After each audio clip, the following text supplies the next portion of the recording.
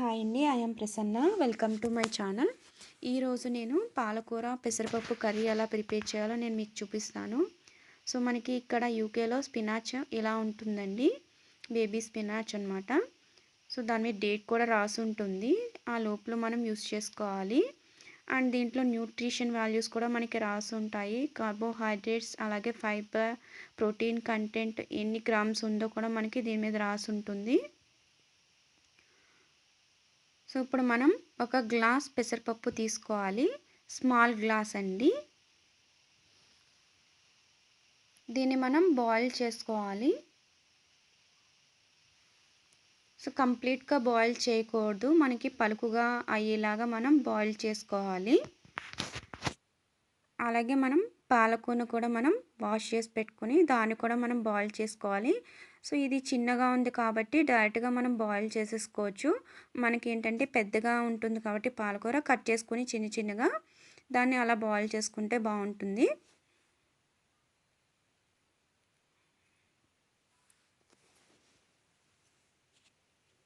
And పెసరపప్పు మనకి ఇలా పలుకుగా అయ్యేలాగా మనం బాయిల్ చేసుకోవాలి. సో ఈ వాటర్ మనం వేస్ట్ అవ్వకుండా ఏంటంటే పెసరకట్టులాగా మనం పోపు వేసుకోవచ్చు. సో దీన్ని మనం స్ట్రైన్ చేసుకుని ఒక బౌల్లోకి తీసుకోవాలి. అండ్ మనం ప్యాన్ పెట్టుకొని ఆయిల్ వేసుకోవాలి.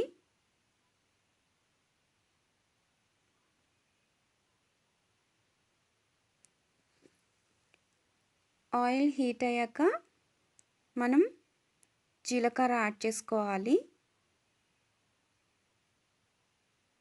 అలాగే కొద్దిగా ఆవాలు యాడ్ చేసుకోవాలి. అలాగే కొద్దిగా శనగపప్పు కూడా యాడ్ చేసుకోవాలి. అలాగే కొంచెం మినపప్పు కూడా యాడ్ చేసుకోవాలండి. సో ఒకసారి మనం వీటిని కలుపుకుందాం.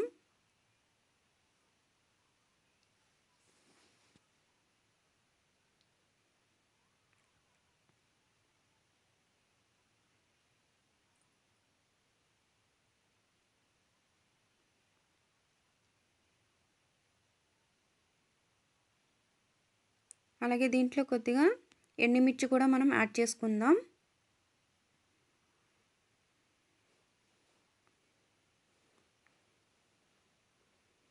సో స్పైసీనెస్ ఎక్కువ కావాలంటే మనకి ఎక్కువ యాడ్ చేసుకోవచ్చు, నేను తక్కువ వేసాను.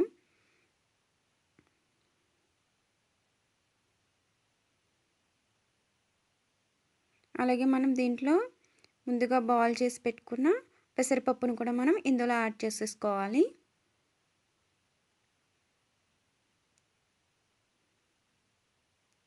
పెసరపప్పును కూడా నేను యాడ్ చేస్తున్నాను. ఒకసారి మళ్ళీ దీన్ని కలుపుకుందాం.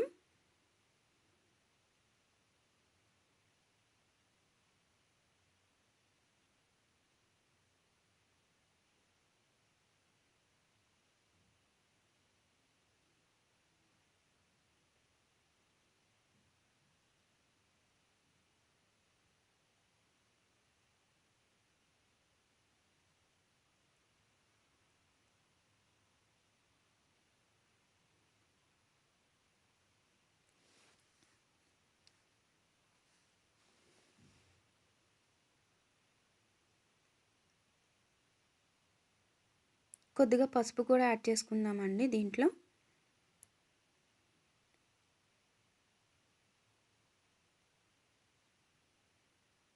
కొంచెం పసుపు యాడ్ చేస్తున్నాను. అలాగే మనం ముందుగా బాయిల్ చేసి పెట్టుకున్న పాలకూరను కూడా మనం ఇందులో యాడ్ చేసేసుకోవాలి.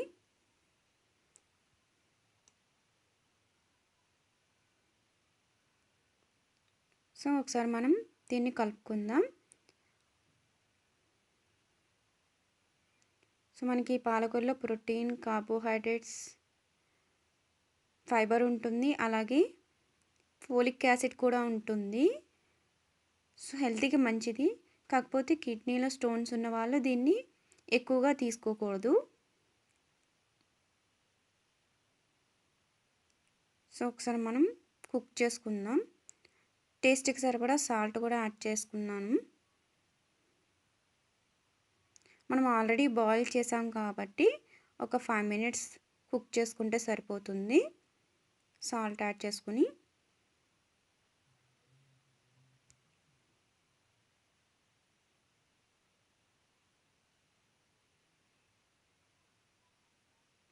ఓకే అండి, మనకి కర్రీ రెడీ అయిపోయింది. దీన్ని నేను బౌల్లోకి ట్రాన్స్ఫర్ చేస్తున్నాను. ఓకే, బౌల్లోకి తీసేసుకున్నాను పాలకూర పెసరపప్పు కర్రీ. సో మీకు ఈ వీడియో కనుక నచ్చినట్లయితే లైక్ చేయండి అండ్ షేర్ చేయండి. నా ఛానల్ని సబ్స్క్రైబ్ చేసుకోండి. Thank you so much for watching my video. Bye bye.